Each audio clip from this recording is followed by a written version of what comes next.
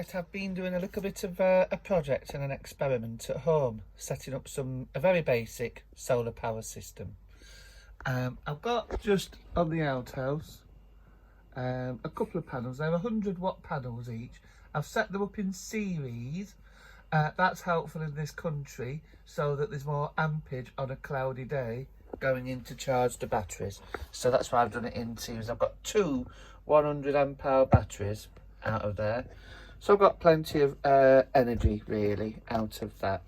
So I've connected the panels and I've got room for another 2 or 3 more panels that I can stick up there, 100-watt ones, going for about £100, £150 on Amazon.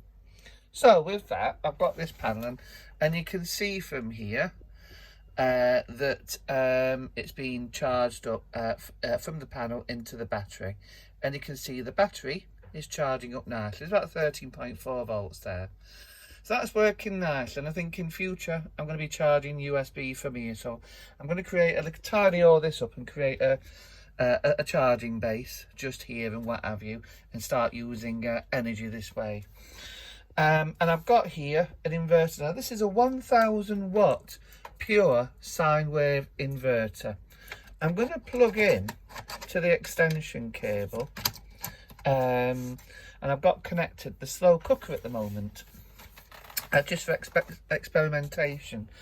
I know that the slow cooker uses about 180 watts, and I also know that my computer and the monitor plus the speakers uses about 130 watts in total.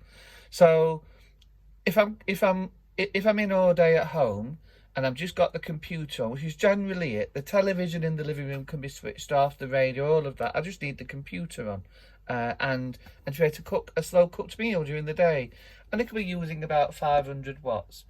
What I am going to do is buy an inverter for 3000 watts, because the kettle uses 2200 watts. The microwave uses about 1100 watts of power, so this will start the battery smoking if I cooked on the microwave.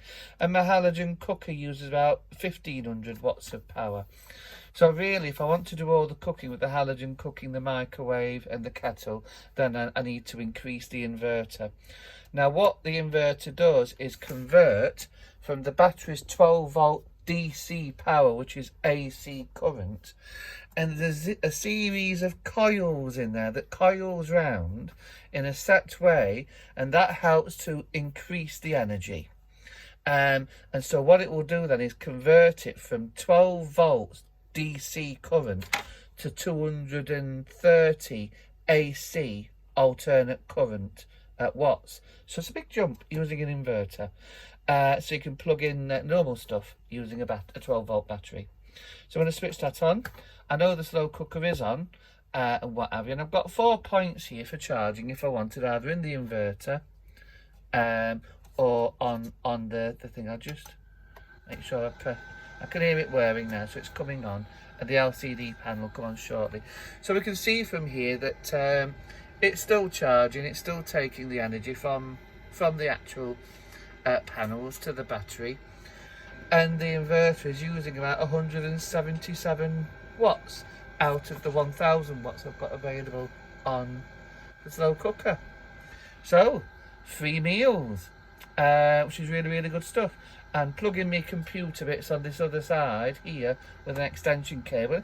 If you just get tidy cables all the way through, then it's one way of using the sunshine and daylight to get free energy, and it's worth setting up little systems if you can't afford a big sort of panel system on your roof like a lot of people. So it's a good start.